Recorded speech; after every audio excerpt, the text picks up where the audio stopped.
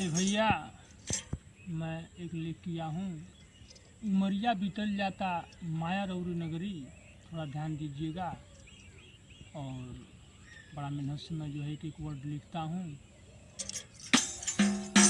कैसे लिखा हूँ थोड़ा ध्यान देने की ज़रूरत है। मुझसे अगर कोई भूल होती है तो उसके लिए मैं आप सब लोगों से क्षमा चाहूँगा। हाँ, उमरिया बीतल जाता माया रौरी नगरी, उमरिया बीतल जाता माया रौरी नगरी,